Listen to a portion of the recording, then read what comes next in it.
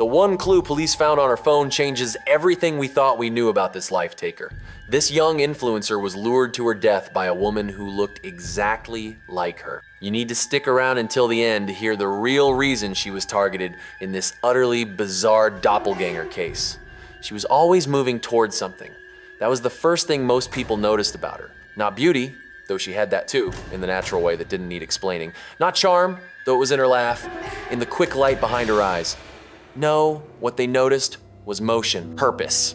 The way she spoke about her goals like they were destinations with routes already mapped in her mind. Her name was Khadija, 23, Algerian, living in Germany, sculpting a life out of ambition and possibility. She believed in the quiet power of progress, the kind built day by day, photo by photo, idea by idea.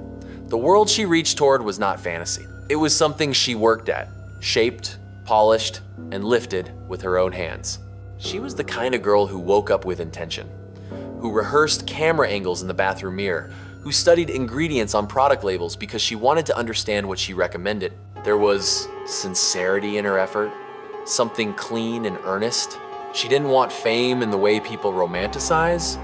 She wanted success, stability, a way to take care of herself and the people she loved. Her online presence was not vanity, it was strategy, resilience, a vision of a better life, lit by ring lights and late-night editing sessions. Her parents saw this too. They saw their daughter trying, fighting, building. They worried sometimes about the internet, about the vulnerability of visibility, but they were proud. There was pride in the photographs framed in their home, not because she was beautiful, but because she was determined. Khadija had grown into a young woman who believed she could carve her name into the world with her own effort. And that is no small thing. But the world is not shaped only by the ones who dream. It is shaped also by the ones who fear, who run, who take, who destroy. And sometimes, without warning, those paths collide. The beginning did not look like danger. It looked like opportunity, an invitation, a collaboration, a message that promised possibility. Khadija received it with curiosity first. A fellow beauty influencer reaching out for a joint project. That was normal. That was part of the industry. Partnerships, shared exposure, cross-promotion. She had earned enough visibility to be approached. It made sense, and it fit her ambitions. She responded thoughtfully. She asked questions. She evaluated. She was not naive. Her ambition made her sharp. But ambition is also trust, belief in movement, belief that stepping forward leads upward, not downward.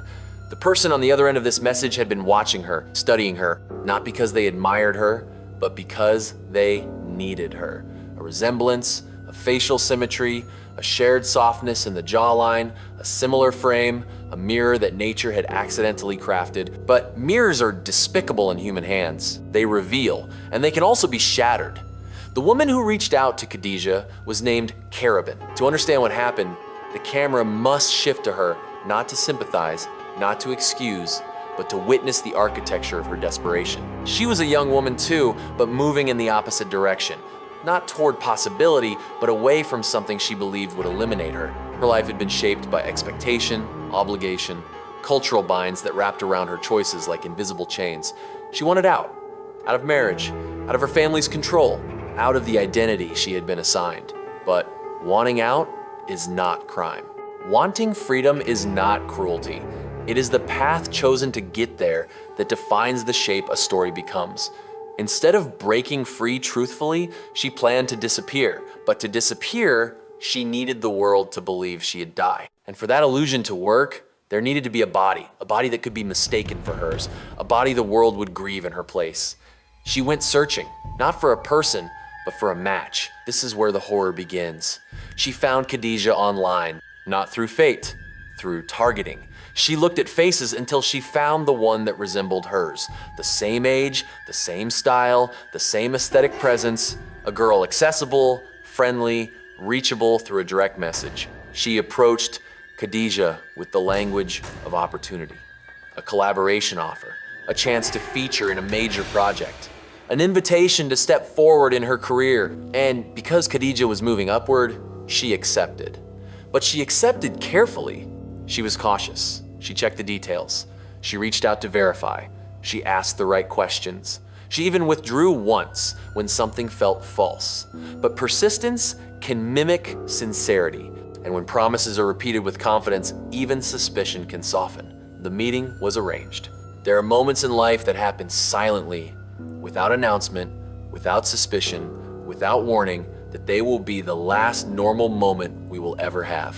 For Khadija, it was the moment she stepped out of her home with anticipation, not fear. The day felt like progress. A step, a chapter beginning. She packed light. She dressed well. She smiled at her reflection. She left messages for friends that sounded ordinary because they were ordinary. The world was intact. She traveled to meet the woman she believed was offering her an opportunity. She did not know she was walking into someone else's escape route.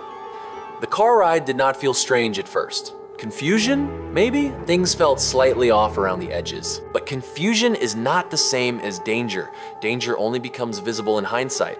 They traveled through roads that blurred past the windows, through wooded spaces where silence became a presence instead of an absence. And still, Khadija did not run. She had no reason to believe she should.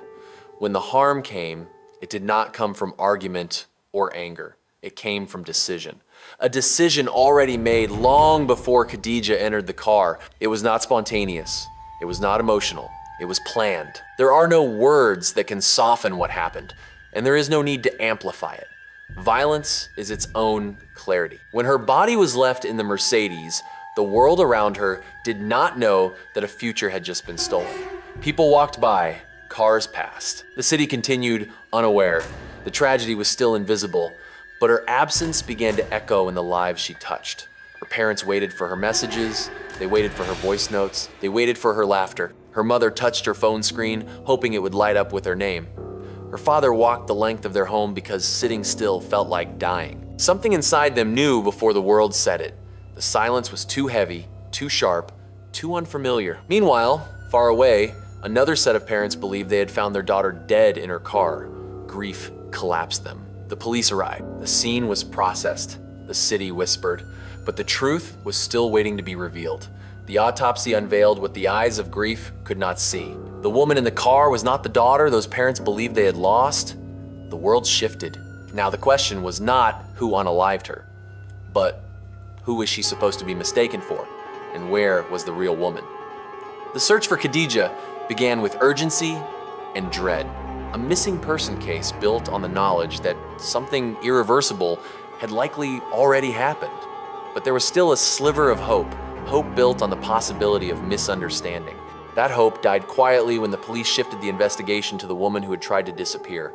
Khadija's parents received the news differently. For them, it was not a twist, not a plot, not a mystery. It was loss. Singular, irreparable. A daughter gone, a future erased, a light put out. Everything after that was a blur of paperwork, identification, statements, grief-stricken silence, prayers spoken in voices that cracked, the unbearable task of telling relatives what happened. Her father sat in the courtroom when her case finally reached trial. Not because he wanted vengeance, but because presence is the last thing a parent can still give to a child who is gone. He sat upright, listening to the details of the investigation. The messages retrieved, the planning, the motive. He listened to strangers say his daughter's name with clinical detachment, and he did not look away. He wanted the answer no one could ever give him fully. Why? Why his daughter? Why her face? Why her life? But the truth is that the answer was never about her.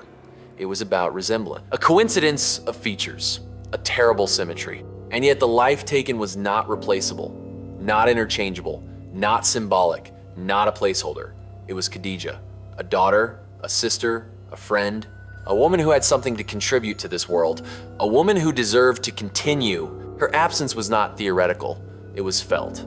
In the room where her makeup brushes remained in a cup, in the charger still plugged beside her bed, in the scarf she had folded neatly before she left, in the shoes near the door that would never be worn again, in the unfinished plans listed in her notebook, in the messages that would never be answered, in the silence where her laughter used to live.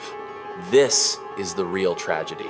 Not the spectacle, not the headlines, not the shock, but the simple, devastating truth that a life with direction, hunger, brilliance, and motion was cut short by someone who saw her not as a person, but as a match, a resemblance, a means.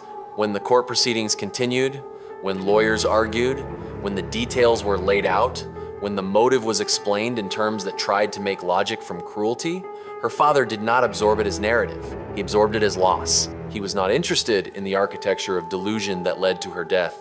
He did not care about the theoretical psychology of the life-taker.